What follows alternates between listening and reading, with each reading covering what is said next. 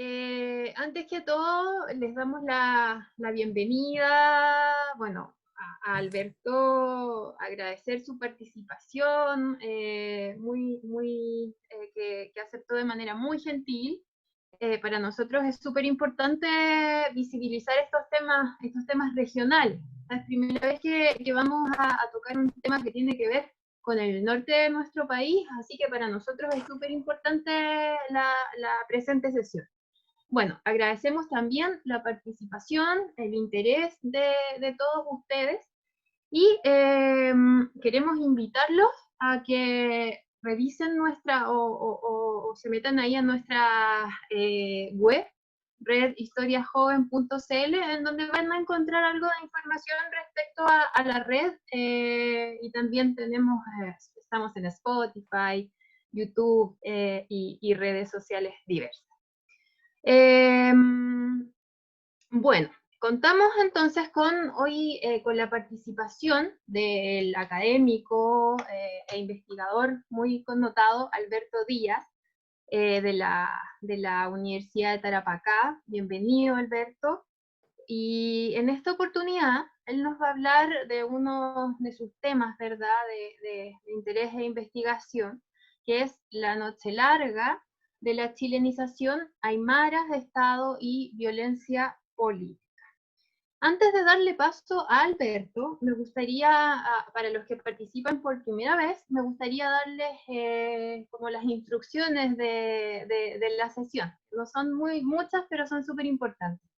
Bueno, Alberto va a entregarnos, ¿verdad? Nos va a dar una charla de unos 30, 40 minutos, que fue lo que conversamos previamente. Y mientras él nos va dando su charla, ustedes tienen que ir haciendo llegar sus preguntas de manera escrita al chat que está acá en la plataforma Zoom. Y después, cuando nos queden los últimos 20 minutos de la sesión, yo se las voy a hacer llegar a Alberto y Alberto las va a ir respondiendo. Eso, te doy el pase, Alberto. Hola, buenas tardes para todas y todos los que nos hemos reunido en esta tarde por este medio que la tecnología nos ofrece en esta temporada de cuarentena eterna prácticamente.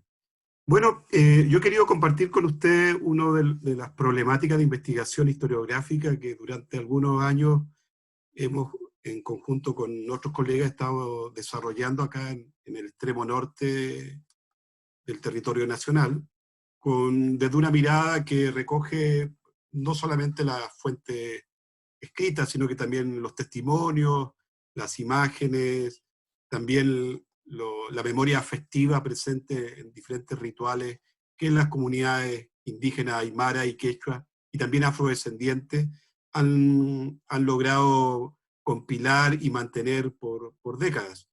Así que siempre en esta etapa intentamos entregar algunas ideas, algunas reflexiones y algunas interrogantes para ir discutiendo y amplificando la problematización, mucho más allá, digamos, del repertorio tradicional en el cual hay un punto final para acabar los temas. Acá intentamos que esto se abra en debate, sobre todo porque el territorio chileno, además de las comunidades mapuches, hay otros grupos étnicos que frente al Estado chileno han visto diezmados sus territorios, su cultura, su lengua, y en este caso son los pueblos originarios andinos, como tradicionalmente suelen denominarse.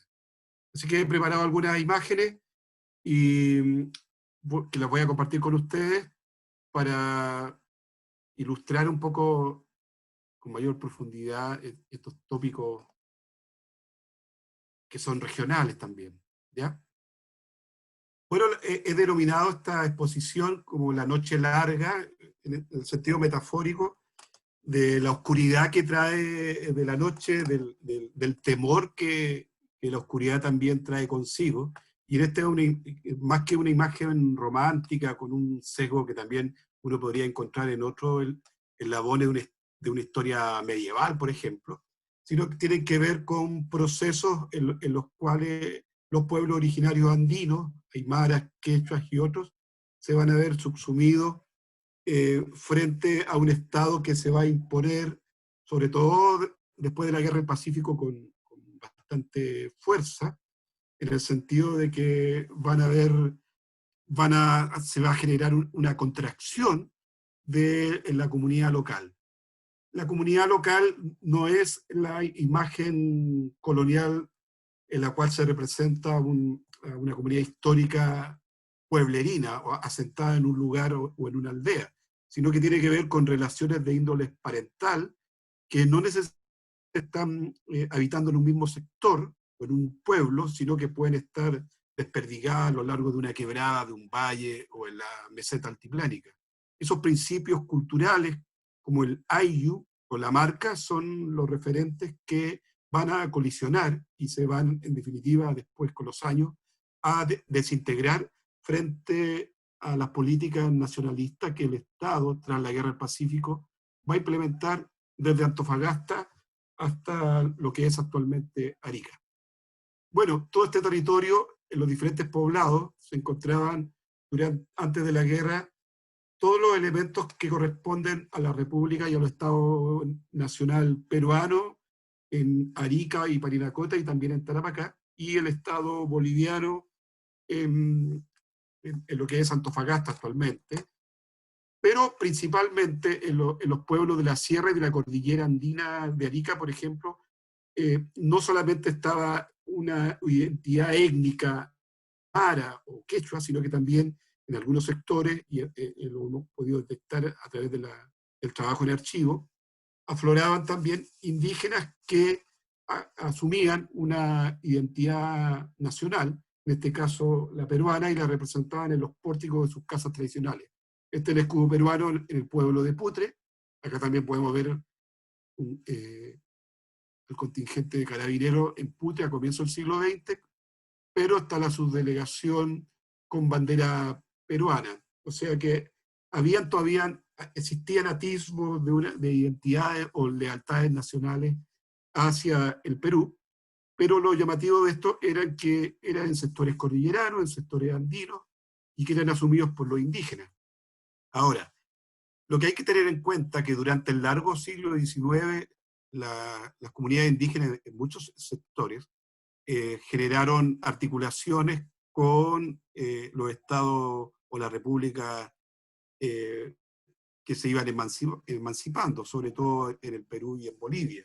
Se generaron ajustes, pero también despojos de algunas de sus prácticas sociopolíticas al interior de sus comarcas. Esto hay que tenerlo siempre en consideración cuando uno piensa que, por ejemplo, para estos territorios el Estado chileno va a traer la lógica de la nación, va a imponer la política administrativa desde un Estado centralista, sino que hay una experiencia previa con la República Peruana. Eh, Eso da cuenta de una construcción ciudadana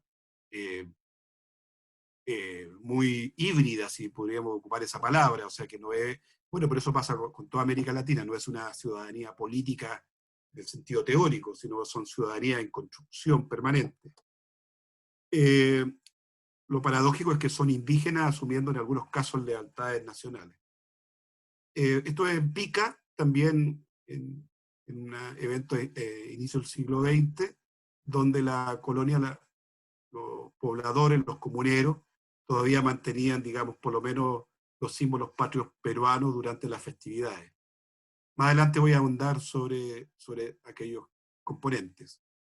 Bueno, ¿qué zona estamos hablando? Este es el actual norte de Chile, acá está Arica, Iquique más al sur, pero son zonas que en términos étnicos formaban parte de lo que alguna vez fue durante el Tahuantinsuyo, el Collasuyo y el Collasuyo en el altiplano, y en la zona de la costa el Colisuyo.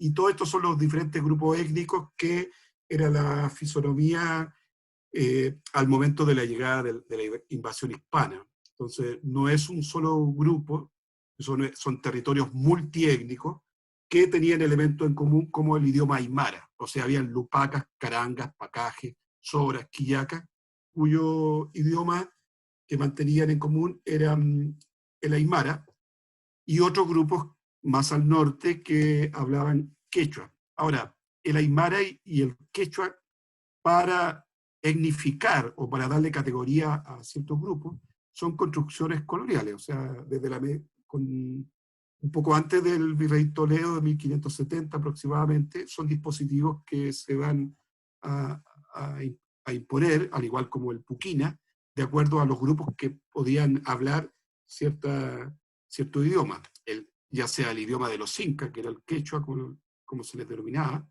el aymara o el puquina para diferentes otros territorios. Entonces ahí hay grupos, hay territorios multiétnicos, pero que en términos lingüísticos poseían uno o dos idiomas.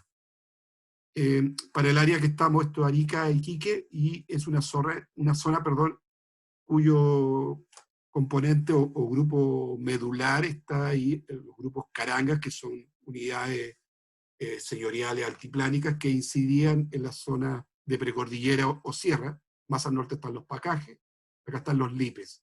Y estos interactuaban con comunidades locales, tanto de Arica como de Tarapacá, en territorios discontinuos que hemos reconocido en términos etnohistóricos como multiétnicos y relaciones interdigitadas.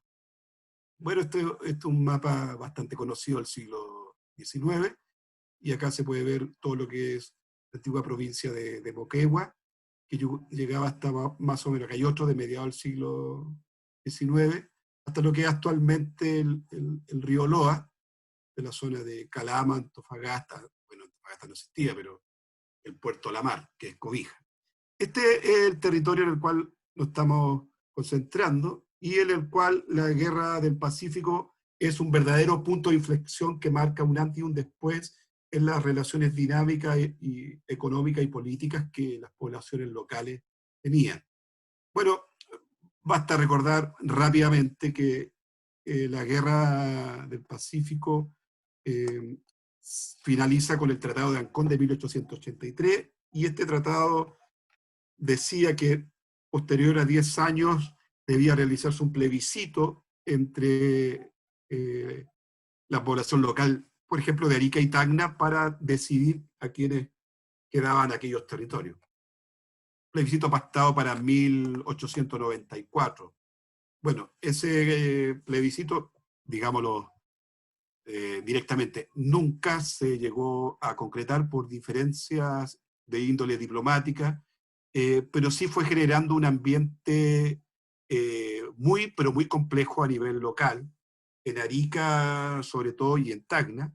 En Iquique y la Pampa Salitrera, por ejemplo, esto fue muy gradual, porque Iquique y todo el territorio de Tarapacá pasó automáticamente tras el tratado a ser chileno. El área de la actual región de Antofagasta, que también pasó a ser chileno, pero estuvo por un tratado con Bolivia hacia el año 4, ¿no es cierto? Bueno, el ambiente plebiscitario generó un clima agudo en el extremo norte del país, y las autoridades chilenas tempranamente van a proponer que a la población local había que chilenizarle. O sea, por ejemplo, Patricio Lynch en el año 80 u 81 en Iquique va a emitir algunas declaraciones y algunas políticas locales para generar conciencia en la población que estos territorios ahora eran chilenos, y se comienza paulatinamente a hablar de chilenización.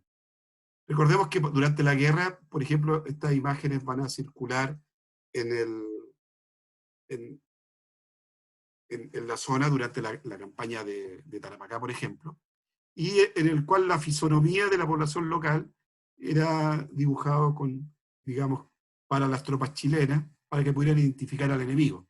Entonces, digamos que estas son las características con las cuales veían a un otro, que era la población local. No solamente indígenas, mestizos, sino que también afrodescendientes y algunos también población ulí o china que trabajaba en las guaneras del litoral. Bueno, en este mismo periodo, a inicio del siglo XX, van a circular una serie en las revistas que se editaban en Santiago, Sucesos, Correbuena y otras más, imaginarios en la cual eran representados las poblaciones locales. Para el caso de Arica y Tacna y de los valles de Azá, Payún, Chaca, entre otros más, eran representados como imágenes arquetípicas de afrodescendientes, y el elemento local de ascendencia boliviana era representado como una mujer, una chola, y todo esto bajo un discurso y una serie de dispositivos que este conflicto diplomático traía consigo, donde había un tercer actor o un cuarto actor o el árbitro de turno, que era Estados Unidos, que era representado. Estas imágenes caricaturescas, muy dantescas, van a circular, sobre todo en la esfera del poder metropolitano, en Santiago, pero en Lima también hacían otras representaciones. Acá hay otra imagen, se fija en Chile el roto, Bolivia en la chola llorando siempre, y el elemento peruano es un afro. Esta es la zona en conflicto, la zona más de una frontera caliente, si lo podríamos decir así, muy álgida en términos de las relaciones sociopolíticas y de una violencia simbólica y una violencia física que se va a dar. De Arica y este es Tacna. Este es un mapa hacia fines del siglo XIX. Estas son otras imágenes, se dan cuenta de cómo se construye la imagen del chileno versus a la indígena boliviana, en este caso, y el peruano como un afrodescendiente. Bueno, ¿de qué estamos hablando? ¿Cuáles son los elementos que la chilenización va a traer consigo? La chilenización, a decir de los antecedentes que hemos podido recopilar y que también hemos podido discutir, tiene que ver con una serie de políticas, una serie de ordenanzas y de dispositivos para ir generando un cambio sociopolítico y cultural en las poblaciones locales, con el fin, entre ellos, de concientizar para que las lealtades nacionales estuvieran comprometidas con el Estado-Nación chileno, pero también que la posibilidad, para el caso de Arica Tacna, de un plebiscito, los electores se adscribieran a la política chilena y votaran en favor de nuestro país. Y se van a generar una serie de acciones, por ejemplo, a través de la educación, a través del reclutamiento militar y a través de la administración política y los ritos, sobre todo los ritos cívicos. Por ejemplo, la administración, esto es las subdelegaciones rurales, que se habían implementado, digamos, a nivel, en todo el territorio chileno, pero que va a tener una resonancia y una significación diferenciada cuando se aplique a grupos, a pueblos que no formaban parte de lo que para las autoridades, las agencias y los agentes chilenos no formaba parte de su repertorio cultural y de su conocimiento, que en este caso eran comunidades aymaras, cordilleranas, altiplánicas o serranas. Y acá es posible ver cómo se va a redistribuir administrativamente la población. Acá está, en este caso, Putre y otros lugares más, Socoroma, Parinacota, Belén, Tinama, Choquelín. Acá está un grupo de aymaras, las mujeres para un sector, los hombres para el otro, porque eso tiene que ver con un principio de dualidad andina, que en los Andes no significa que sea esto lo femenino y lo masculino, tiene que ver con atributos de orden cultural para una serie de ritos, ¿ya? O sea, son una lógica de complementariedad. Eso se llama chachahuarmi, ese léxico aymara. Y acá están las autoridades chilenas y están todos los indígenas en la plaza pública de Putre. Digamos, este es un dato del año 25 antes del plebiscito, y lo quería mostrar, era que esto es una especie de lo que hoy sería una encuesta electoral. En ese momento era un censo, se llamaba censo sentimental. Entonces, para saber por qué iban a votar los electores, en este caso comuneros aymaras, y se pueden ver que en los valles bajos están hay un fuerte contingente chileno, por lo tanto habían en favor de Chile, pero hacia las zonas de la sierra o precordillera y el altiplano cambia totalmente porque el componente de orden peruano, o sea, indígenas que se adscribían al Estado peruano, van digamos, a resaltar su eventual voto, ¿ya? Entonces, hacia los valles bajos hay una fuerte componente de orden chileno, pero hacia los valles disminuía. No estamos hablando acá de 100.000 electores, era muy reducido, cerca de 8.000 personas en un momento. Bueno, acá están los policías de frontera, custodiando siempre la frontera chileno-boliviana, imponiendo, como era de suponer, aquello que es discutible hasta nuestros días, que es la soberanía. Acá recordemos que el año 13 y 14 se inaugura el ferrocarril Arica-La Paz, y por lo tanto toda esa conectividad entre la costa y el altiplano va a ser asistida justamente por comerciantes indígenas, aymaras. Esta es la zona de la Pampa del Tamarugal, de Tarapacá, una serie de oficinas salitreras, las cuales también se fue insertando desde la medianía del siglo XIX, grupos de aymara y campesinos indígenas andinos, desde Tarapacá, Camiña, Guaviña, Lonzana, Humagama, diferentes comunidades, que articularon sus redes, no solamente con el ferrocarril en Arica, sino también su experiencia como arrieros. Un grupo de indígenas aymara en las salitreras, manteniendo sus emblemas nacionales. Mujeres indígenas en las calicheras, también en las pulperías se puede ver acá a los indígenas, las mujeres en el comercio. Y estas son las imágenes, ya no son caricaturas, sino que son fotografías, pero el sentido que circulaba en esta revista tenía que ver con una representación de sujetos que estaban en otro tiempo, en un tiempo incivilizado, bárbaro, prácticamente salvaje, y acá el texto en la parte inferior da cuenta de aquello que es sin lugar a dudas, que de un texto muy violento para la época. Y esto circulaba en los medios de prensa chilenos. ¿Qué entendemos por estos procesos de chilenización a través de la escuela? Como había un componente de indígenas que mantenían los símbolos patrios peruanos y que mantenían también sus compromisos como ciudadanos peruanos, una de las medidas fue la educación.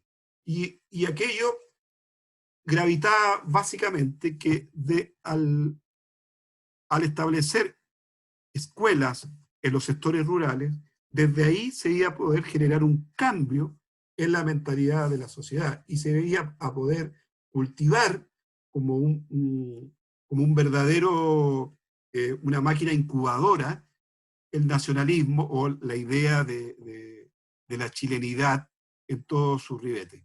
Uno de los componentes para propagar esa idea chilenizadora como un mecanismo nacional fue la enseñanza de la historia, fue la imposición de los símbolos patrios, de los emblemas patrios como el himno, las banderas, los desfiles, el culto a los héroes.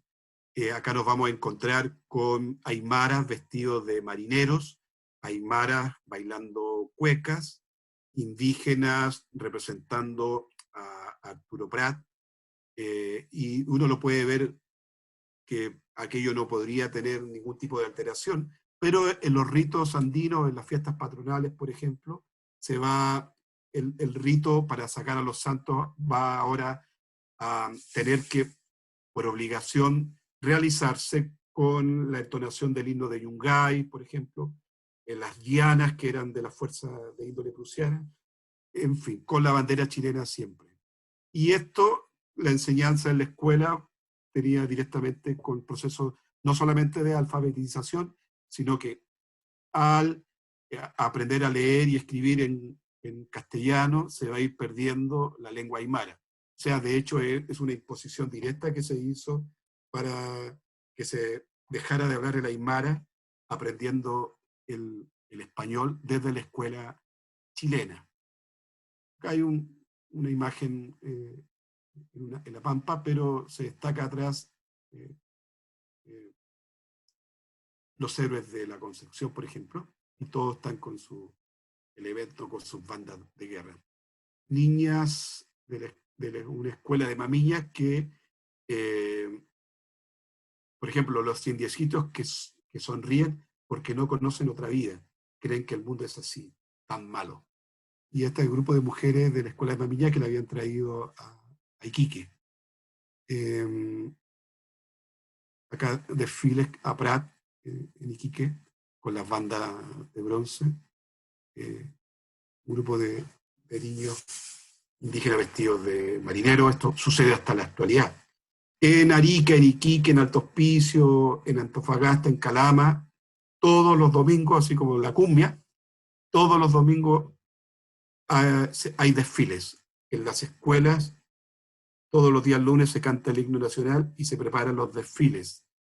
La celebración del 21 de mayo a los héroes del combate naval de Iquique, el 7 de julio en Arica, con la toma de asalto del Morro.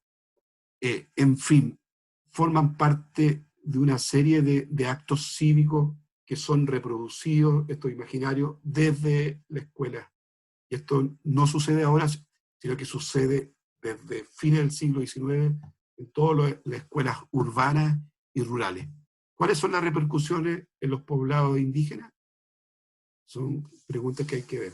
Bueno, acá algunos datos, ¿no?, que circulaban el 21 de mayo. El heroísmo de Prat grabó más intensamente en la frente de la patria que el sagrado lema de nuestros abuelos, vencer o morir. Ese día saludamos desde lejos a ese bello jirón tricolor que flameaba en la cima del morro. Esto es en Arica. Acá podemos ver un grupo de aymaras en la oficina salitrera de Guara, que construyeron en un carro alegórico muy típico de las festividades andinas y de los carnavales, con calaminas, qué sé yo, la imagen de la Esmeralda, en un desfile a la gloria de la fuerza, en este caso del 21 de mayo. Uno podría pensar, claro, el Estado vencedor, es lógico pensar que todos los símbolos patrios deben propagarse en todo el territorio, más que obvio.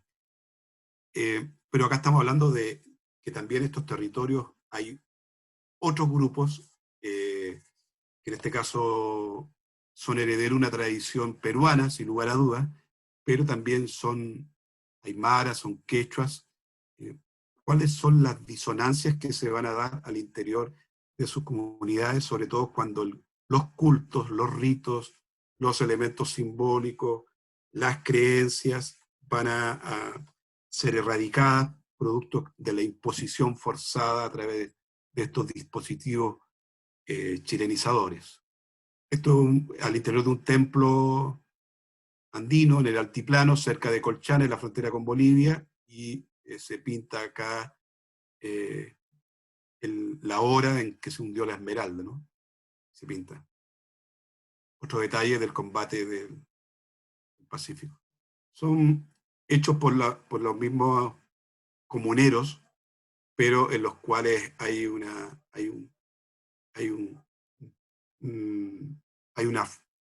fuerza que se ha impuesto y que se va a graficar no solamente en los espacios como la escuela, sino que también en los templos andinos, al lado de una hornacina tradicional de la arquitectura andina, estos emblemas de guerra. Voy a adelantarme un poco, pero acá hay unos documentos en los cuales la escuela actúa también como una máquina incubadora del nacionalismo. Están los ritos andinos con banderas chilenas. En otros momentos hemos hablado de la ceremonia chilenizadora. Bueno, rápidamente, otro de los mecanismos chilenizadores fue el reclutamiento militar. En este caso hay que ser preciso. La ley de recluta y reemplazo en Chile es del año 900 y responde al proceso de prusianización que a partir de 1886, con la contratación de algunos oficiales prusianos, se va a hacer una reingeniería fuerzas castrenses chilenas, y uno de los dispositivos fue cambiar toda la estructura, separar los oficiales de las clases y además generar un proceso sistemático de reclutamiento militar, que hay que recordar que hasta la Guerra del Pacífico no existía con una misma formalidad y con un mismo ímpetu de parte del Estado. A partir de este momento cambia la estructura y la orgánica de las Fuerzas Armadas, sobre todo en el Ejército y la Marina, y esto va a generar que a partir de la ley de reclutas que se va a realizar desde Tacna por el norte hasta el extremo austral del territorio nacional, que todos los varones tengan que realizar sí o sí el servicio militar. En algunos casos, no solamente en el norte, sino que en varias regiones del país, eh, el contingente no quería participar y eran perseguidos. Las tropas de carabineros o guardias o policías militares los perseguían. Bueno, se va a dar un sistema de vida al interior de los batallones que van a incidir obviamente con el establecimiento de muchos regimientos en la zona norte del país como un lugar geopolítico. La influencia prusiana no solamente va a llegar a los batallones, sino también a los comuneros andinos. Acá esta foto la han facilitado, gente de algunas comunidades en que sus abuelos, sus antepasados, son aymaras vestidos a la usanza de los trajes prusianos propios de la época, ¿no? Muchos de ellos eran músicos en sus comunidades, pero al ingresar a los batallones del ejército y al ser contratados como músicos, van a incorporar posteriormente los instrumentos de los batallones para introducirlo en sus festividades, material que también estaba sucediendo en Bolivia, como esta banda Huachacaye, que también recibió Bolivia una influencia prusiana en la reingeniería de sus fuerzas armadas. Bueno, acá también un grupo de pampinos en la costa. Y yo le puse vigilar y festejar en el sentido de Foucault, cómo se insertan los símbolos patrios, nacionales, chilenizadores en los ritos. Fíjense, esta es una cruz de mayo en Socoroma. Esto es una pacheta que está revestida de flores. Las pachetas son montículos de piedra que marcan territorio andino. Y acá la cruz que está vestida, se dice, está totalmente cubierta la cruz. En la imagen anterior está, con esta cinta está cubriéndose, una tradición antigua, pero acá los símbolos rojo, azul y blanco, blanco, azul y rojo, que son chilenos, pero acá también está el rojo y blanco, el elemento de una peruanidad que en la ritualidad aflorada, o sea, el momento propicio para alterar el orden político, el orden social, era también la fiesta, y donde podían convivir elementos peruanos como chilenos. También frente a las autoridades plebiscitarias, acá un grupo de lacas o zampoñeros, en la visita de la autoridad chilena hacia el año 1925. Esto en Caquena, la Torre Malcu y el templo Estalla, Malcu y Talla, hombre y mujer, y la torre con los colores chilenos. Voy a adelantarme un poco con las citas. En este periodo, con el advenimiento del Estado chileno, con la imposición de las fuerzas, con los regimientos, con la escuela, hay una saturación de violencia simbólica desde la escuela, desde los batallones, en la circulación de los medios de prensa, en la imposición de la lengua, en este caso castellana, enseñada en comunidades que eran monolingües. Pero también hay una violencia de orden político y una violencia física a través de algunas agencias que quizás podríamos denominar tal vez como paramilitares, porque no respondían directamente a la administración estatal, pero era conformada por políticos chilenos de Arica o Tacna o Tarapacá, por algunas autoridades y también por militares, y eran las ligas patrióticas. Ellos marcaban las casas con una cruz de alquitrán, para todo aquel que fuera peruano, tenía 24 horas para abandonar el territorio, o si no, se dejaban caer en sus casas en las noches, los golpeaban, los maltrataban, violaban en algunos casos a las mujeres, y también hubo muchos casos de muerte. Otra imagen con la cruz de alquitrán, las estás marcadas por las ligas patrióticas, que en algunos casos también se ha mencionado, algunos autores han dicho que uno podría hacer la homologación con el Ku Klux Klan. Resulta que todos los peruanos a los cuales eran marcadas las casas también eran afrodescendientes, eran, con el permiso de usted, eran de piel oscura, negros, descendientes de los esclavos negros, por lo tanto la piel, en este caso, te delataba tu, si así lo podríamos decir, y esto lo he hablado con los afrodescendientes, te delataba tu peruanidad.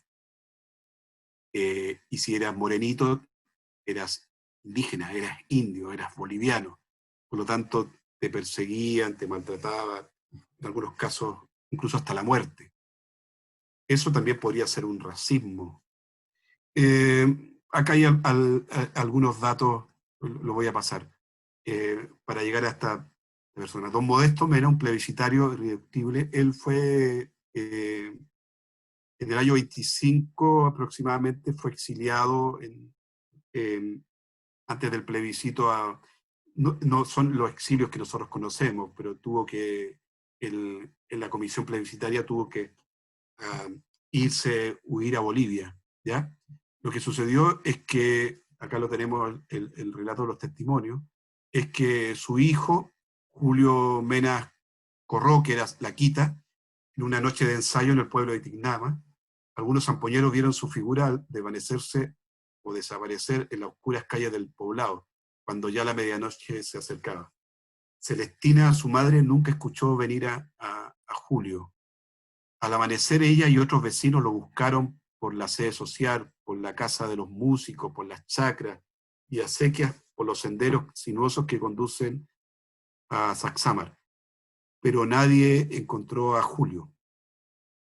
Y nos comentaron que tiempo después, tras buscar a Tiburcio Ape, otro vecino aymara de Ignama, esposa María Obando, lo buscó por varios lugares y encontró en las cuevas del Cerro Margarita el cuerpo mutilado de Julio, del hijo de Don Modesto. Se susurraba por toda la comarca que los policías del retén lo habían golpeado en un callejón y torturado como venganza en contra de su padre Modesto, el cual había ido a Bolivia, por mantener su oposición a las acciones de los agentes chilenos en la precordillera ariqueña. Al igual que con Tiburcio, los carabineros se habían ensañado con Julio, destrozando su semblante hasta causarle la muerte. Su rostro, ya ausente de su cuerpo, cubierto con piedra andina, mostraba las huellas de la violencia política y la xenofobia en la altura. Julio tenía 18 años en esa noche larga de la chilenización. Lo habían desmembrado, le habían cortado la cabeza, y esos son testimonios de acciones ejercidas en este caso por agentes del Estado chilenizador en la precordillera andina de Arica. Acá está la animita de Julio Mena, que murió en este periodo álgido de la chilenización hacia el año 1925, y que son episodios, son crueles, son violentos, son extremos, pero da cuenta de que hay diferentes atisbos de estos elementos que reconocemos como la chilenización. Y este otro caso, para cerrar, el de Antonio Moyo. Nosotros hemos publicado una serie de artículos sobre Antonio. Este era un señor, un principal de Putre bajo la categoría colonial, principal personaje influyente. Él hacia el año 1901, con rifle en mano, se agarró en el sentido coloquial, a balazos con la policía de frontera en Putre y en los cerros cercanos. Hubieron varios muertos en ambos bandos. Se comunicaban en aymara, ellos en contra de la autoridad chilena, contra la represión que habían experimentado, y fue apresado muchas veces Antonio Moyo, muchas veces también se huyó a Bolivia, y hacia inicio del año 26, producto de su retorno para el plebiscito, bueno, acá podemos ver que ha muerto en Putre don Antonio Moyo, ciudadano peruano que fue perseguido tenazmente por los adversarios. ¿Ya? Acá está el detalle, esto apareció en los medios de prensa, tanto peruano como chileno, porque Antonio Moyo era un comunero aymara que tenía mucha incidencia en toda la precordillera y el altiplano, y fue muerto a culatazos o sea, fue agredido a culatazos por carabineros, y debido a los golpes después va a fallecer. Son acciones crueles que se ensañaron con los aymaras. Son muchos más casos, solamente estoy mostrando algunos, que la chilenización a través de la escuela, a través del reclutamiento militar, a través de la política administrativa, a través de la imposición de los empleados, pero a través también de una violencia física, fue generando una transformación en la sociedad andina regional, que incidió entre los aymaras, pero también entre la población afrodescendiente, tal como se puede ver. Digamos que esta imagen sintetiza en términos simbólicos todo lo que uno puede ver: el corvo, el tricolor, los colores de la cama, albirroja, ¿no es cierto? Un personaje afrodescendiente, personaje norteamericano que está atrás, y en la noche la arremetía de estas ligas patrióticas que, en cierto sentido, fueron transformando a la sociedad regional, generando cambios profundos en las formas y la cultura andina. El aymara como idioma fue desapareciendo, y todo esto se propagó desde diferentes instituciones que el Estado chileno que impuso en estos territorios, generando también que los ayllus se fueran desintegrando, y en definitiva, hasta el día de hoy, las comunidades y los pueblos originarios, no solamente andinos, sino que del país, todavía hay una deuda pendiente con ellos, porque no existe un reconocimiento constitucional, y todavía la escuela sigue generando elementos nacionalistas y reproduciendo las matrices chilenizadoras en estos rincones hasta nuestros días. Bueno, esto a grandes rasgos el tema de la chilenización entre los pueblos originarios andinos. Muchas gracias, Alberto. Oye, Por súper supuesto. interesante. No, te pasaste 3 minutos, así que eso no importa. Oye, antes de dar paso a la lectura de preguntas que han llegado, súper interesante tu exposición, y más que eso, un tremendo aporte también al conocimiento historiográfico. Así que, bien, muchas gracias por eso. A ver. Te voy a ir haciendo llegar de 2 preguntas, ¿ya? ¿Te parece? Y así las Bueno, vamos. Ya, perfecto. Acá tengo una pregunta de Alex Ovalle, quien es miembro también de nuestra red. Dice: es evidente que el proceso de chilenización compulsiva y violenta, el proceso de chilenización fue compulsiva y violenta.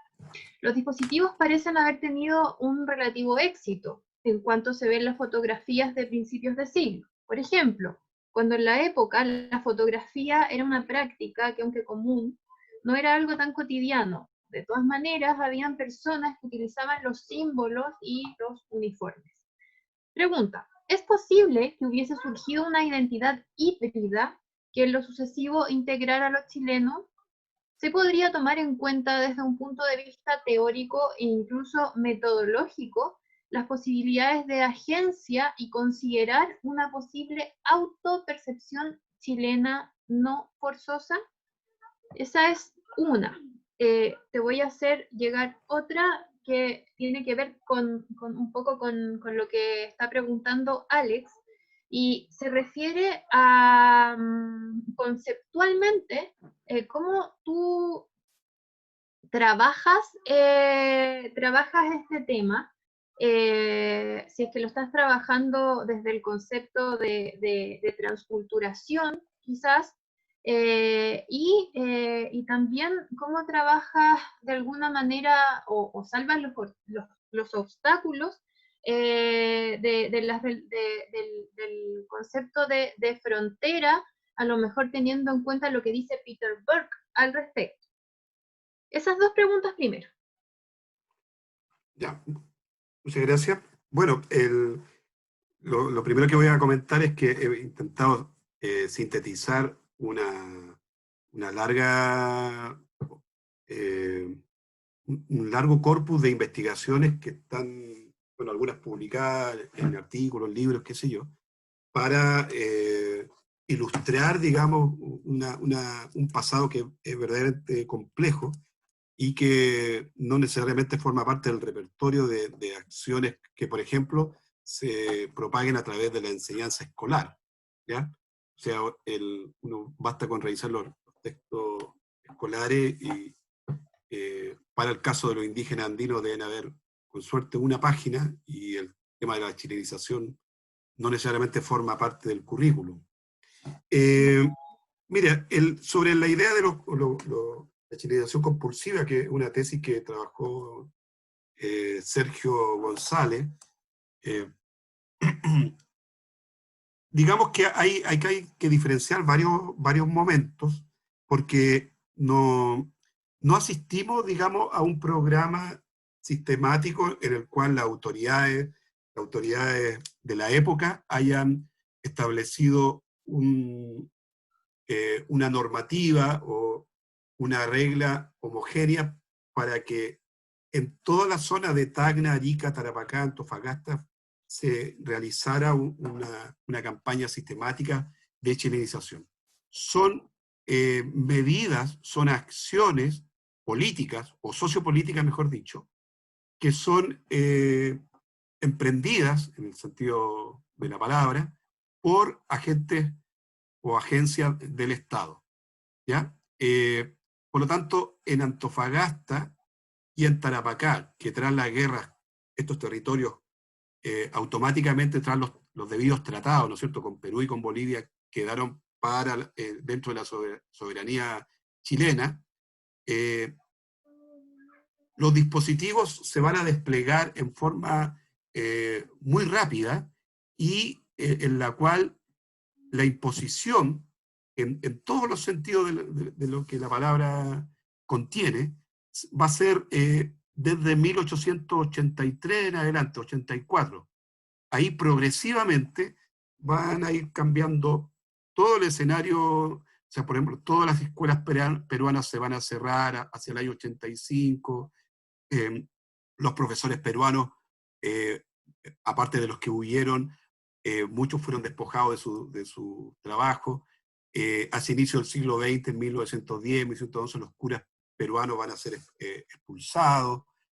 En fin, fue una política sistemática porque no había problema en, digamos, en hacer soberanía en ese sentido en estos territorios. Sin embargo, en Tacna y en Arica, debido al pacto por el plebiscito que se había programado para el año 94, después 1904, y así se fue estirando hasta el año 1926, ahí digamos que hubo momentos en los cuales no hubo un mecanismo compulsivo, sino que hubieron prácticas de integración a través de la administración y la escuela. Sin embargo, porque había autoridades peruanas que todavía estaban regimentando hasta fin del siglo XIX, digamos, regimentando en el sentido no de ser las cabecillas, sino que estaban negociando a cada instante todas las acciones que se iban dando en Tacna, con la Intendencia de Tacna y con la Gobernación de Arica. Pero entrado el siglo XX esto cambia radicalmente y hacia el año 20, lo que podríamos dar en una cronología entre el año 20 y el año 26, vamos a enfrentar y asistir a procesos de acciones programadas, eso sí, desde la gobernación, desde las subdelegaciones, para chilenizar y ahí vamos a asistir a un momento compulsivo, duro por lo demás. Ahora, la fotografía está presente desde antes de la guerra en todos estos sectores. Había gente que manejaba recursos suficientes para tener estos instrumentos y hemos ido recopilando imágenes desde antes de la guerra y armando un archivo con todo lo que va a ser desde el siglo XIX hasta las primeras décadas del XX, y a los cuales comunidades indígenas, algunos bajaban a las ciudades y eran fotografiados, y a la inversa hubo la circulación de fotógrafos que recorrían la cordillera y muchos lugares para retratar los paisajes y también las condiciones de vida de estos naturales o también, en palabras de algunos de ellos, de estos indios que están en estado salvaje, habitando estos rincones, perdidos de la patria, como le llamaban. Sobre una identidad chilena híbrida, yo creo que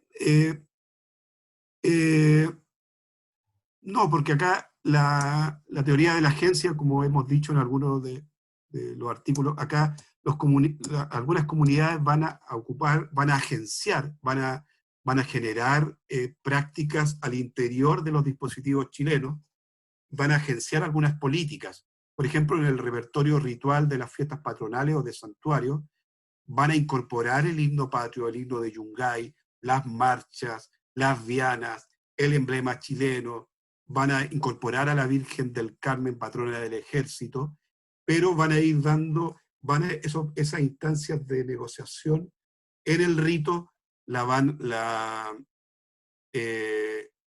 agenciar en el sentido fino de la palabra, también con un repertorio de sus propias creencias. O sea, han podido negociar con la autoridad, con los emblemas nacionales, pero ellos manteniendo ciertas prácticas cúlticas, ahora no necesariamente dentro de la plaza pública, sino en los espacios privados, ya sea al interior de los patios de sus casas o en los cerros contiguos a los pueblos. Y eso permitió que no fueran reprimidas o en algunos casos erradicadas. Habían prácticas de algunos sacerdotes en la cordillera que eran similares a nivel discursivo a las campañas de extirpación de idolatría de inicio del siglo XVII. Y eran sacerdotes chilenos que llegaban a la precordillera o al altiplano y veían ritos, sacrificios de llamos a través de la bilancha, y para ellos era un paisaje horrendo de un tiempo muy antiguo, por lo tanto tenían que civilizar, erradicar. Entonces hay una chilenidad en el sentido de la acción que se va a construir acá, pero la imposición, sin lugar a dudas, de los emblemas patrios, la imposición del nacionalismo, fue muy potente. Es tanto así que en la frontera, por ejemplo, con Bolivia, con Perú, muchas comunidades aymaras chilenas, por ejemplo, van a ser los que hacia el año 30, o hacia el año 40, 1940, sobre todo, los que van a hacer custodio de esa frontera. Ellos levantando los hitos fronterizos. O sea, va a ser, digamos que en ese sentido, la lógica de una chilenización va a ser exitosa porque algunos, no todos, algunos indígenas van a asumir ese compromiso con el Estado chileno. Hubo otros que mantuvieron su inclinación hacia el Perú, por ejemplo, pero lo uno y lo otro va a generar, sin lugar a dudas, cambios al interior de las comunidades. ¿Cómo enfrentar esto metodológicamente a propósito de la segunda pregunta y cómo ver el tema del levantamiento de frontera? Mira, si hay estudiantes, sobre todo para entender que también en la historia tiene que ver con la búsqueda de materiales nuevos, no solamente documentos, sino que imágenes, caricaturas, fotografías, empezar a leer con ojos de investigador o investigadora los ritos, el despliegue de las ceremonias, los cánticos, la circulación de emblemas, los idiomas locales, en fin. Fíjense que deben recordar que tras el golpe de Estado y tras la imposición, o tras el cambio administrativo regional en Chile del año 1975, ya en dictadura, uno de los cambios fue los municipios, ¿se recuerdan? Y las antiguas subdelegaciones rurales que estaban en todo Chile, ojo, estaban en todo Chile, y las subdelegaciones tenían dentro de sus cargos los jueces de letras y los inspectores distritales, en todo Chile. Y esto funcionó hasta la década del 70, ¿ya? Por lo menos para el caso del norte chileno. Los jueces de letras mantenían archivos propios para resolver temas o problemáticas que surgían en las aldeas o caseríos, y ellos lo resolvían en primera instancia. Y ellos fueron guardando esos archivos. En las subdelegaciones rurales también mantenían esos archivos. Los inspectores de distrito también mantenían esos archivos. Cuando se da la ley de municipios, en la década del 70 con la regionalización, etcétera, y van a ir paulatinamente cambiando las subdelegaciones por municipalidades, esos materiales no todos fueron entregados a los municipios que en los 80 van a surgir, por ejemplo, en Putre, en Colchanes, qué sé yo. Esos materiales quedaron en algunos casos con las propias familias indígenas. Y otro, por ejemplo, en 1980 el municipio de Putre encontró todos estos papeles viejos de la subdelegación y como eran papeles viejos, qué mejor que botarlo a la basura. En los tambores de la basura, ahí lo encontraron un par de colegas que realizaban su práctica de profesores rurales y pensaron que estos materiales podían servir para el futuro. Bueno, eso que quiero decir, que ese repertorio de datos, que hasta hace unos 10 años atrás empezamos a indagar, a explorar, a pesquisar y a confrontar esas fuentes que si bien eran oficiales, pero estaban en contexto de territorio indígena, a leerlas con otros materiales que encontrábamos del Archivo Nacional o en otro repositorio.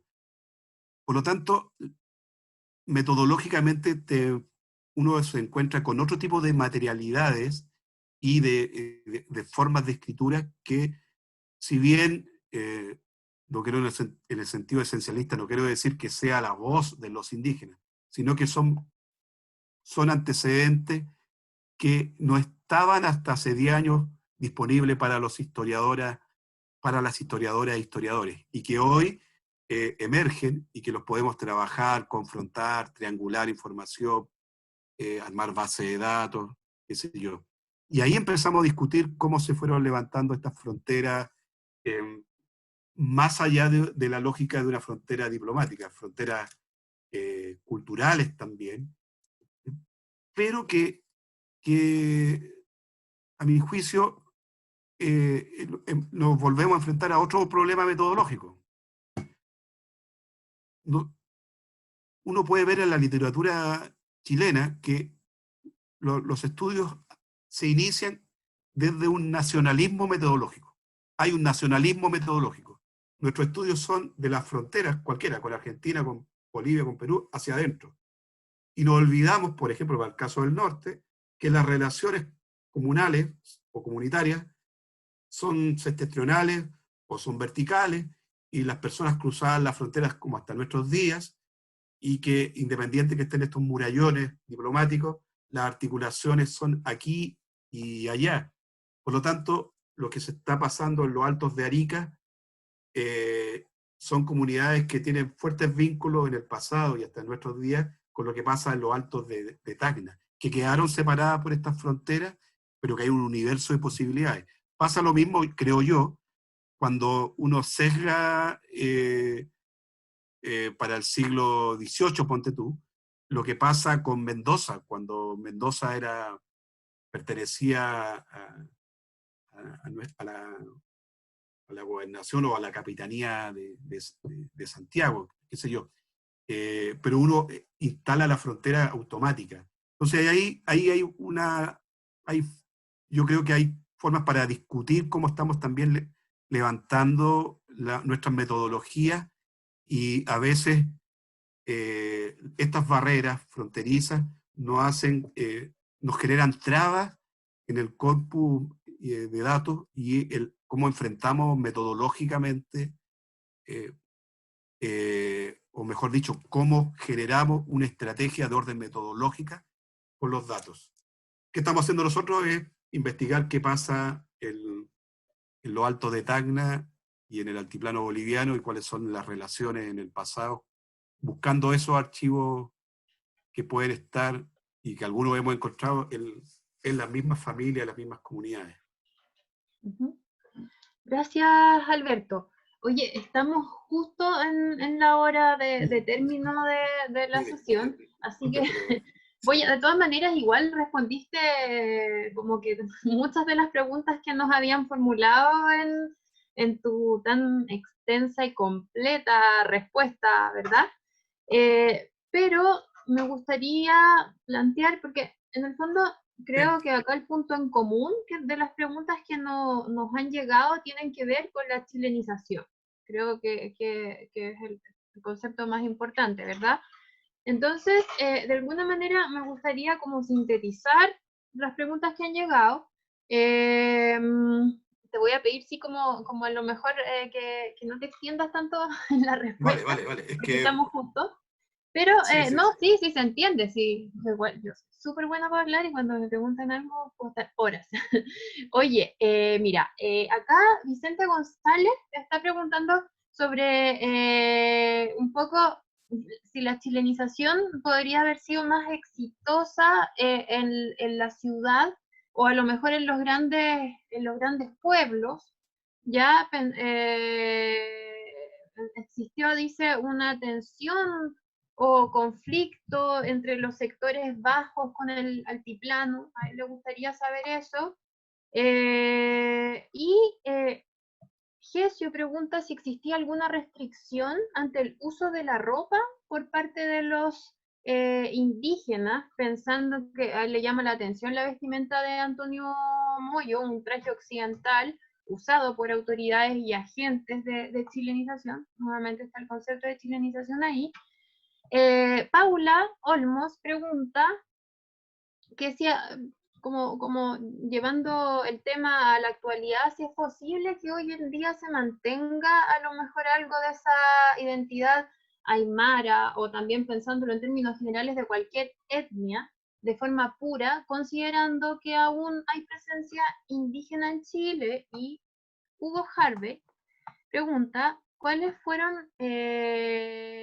conceptuales, si es que, cuáles fueron esas bases teóricas o doctrinarias o a lo mejor conceptuales del proceso de chilenización? A lo mejor planteando la pregunta desde que si fueron intuitivas o a lo mejor fueron parte de un plan.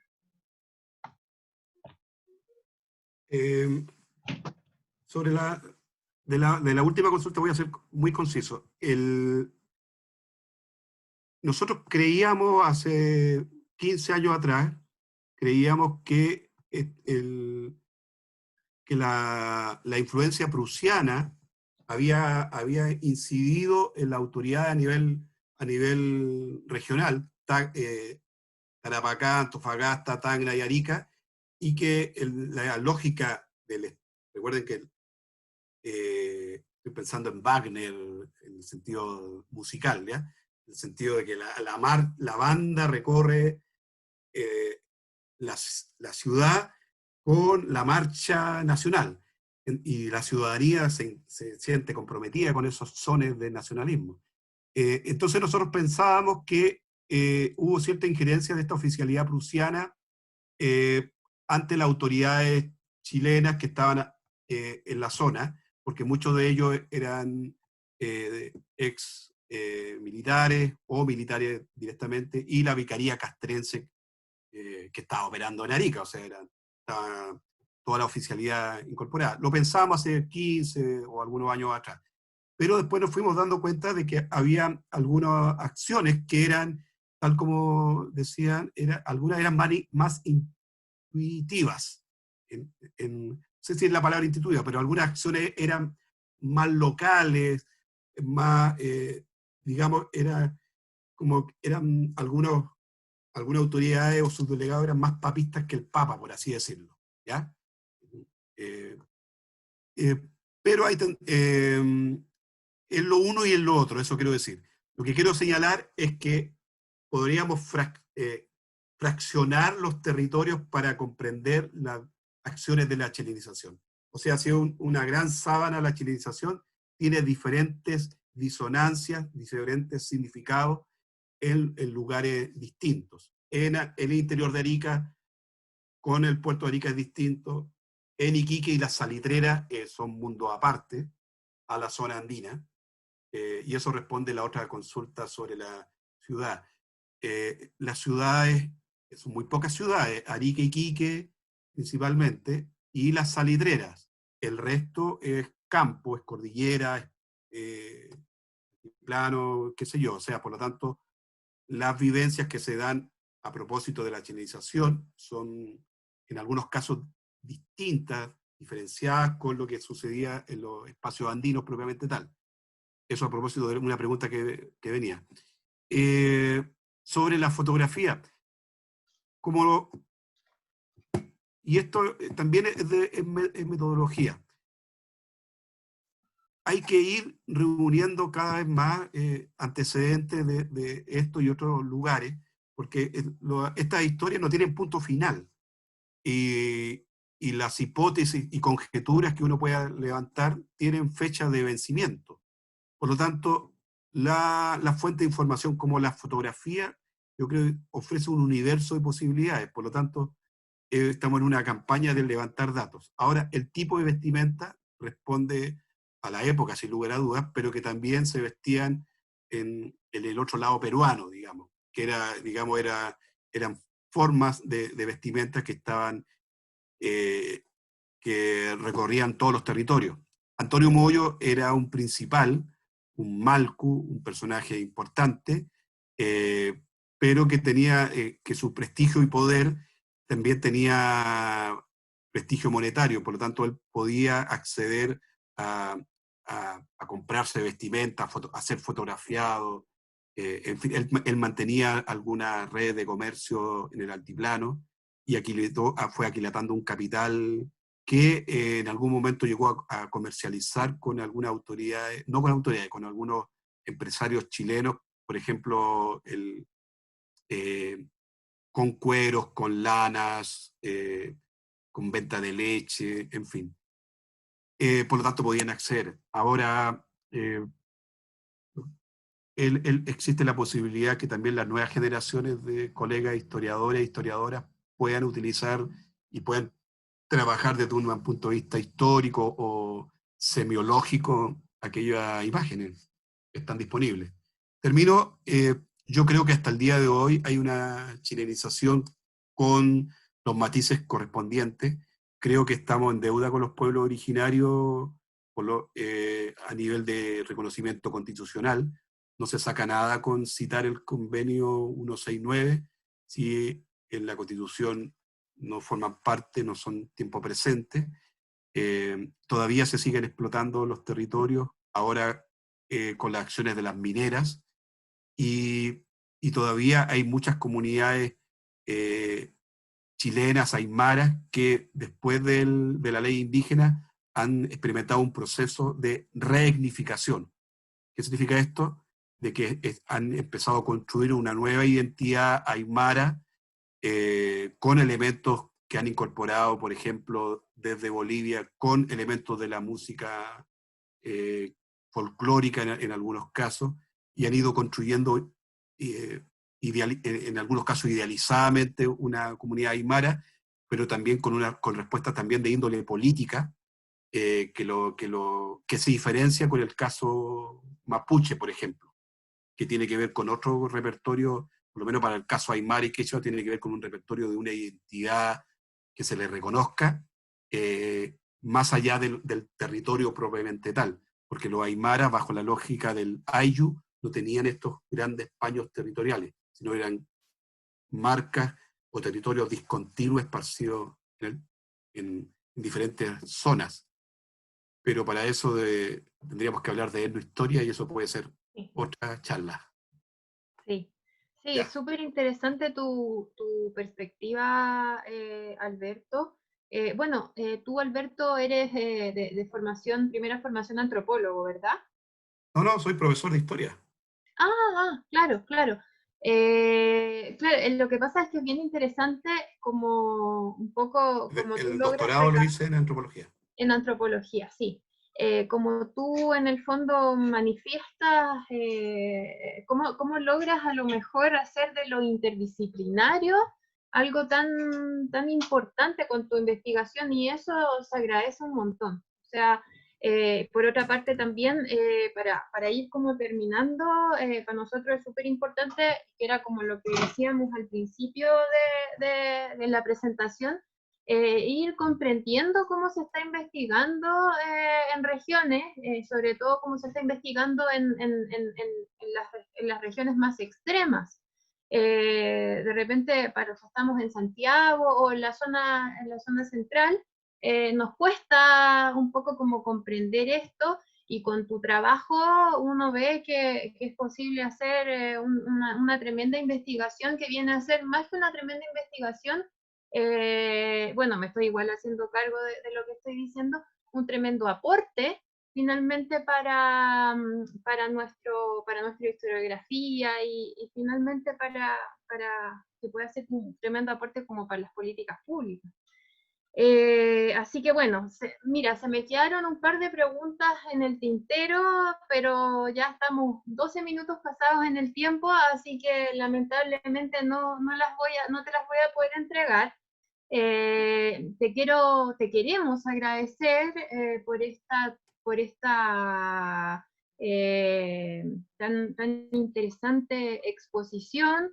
Y bueno, el resto también les agradecemos por su participación, por el interés que han manifestado también. Nos llegaron muchas preguntas y los queremos dejar invitados. Vamos a seguir con Historia Regional para la próxima presentación, que va a estar a cargo de Alejandro Orellana, del Museo Municipal de Castro, con su presentación que él ha llamado como Los Defensores del Rey, Chiloé, 1813-1826. Un título bastante sugerente e interesante.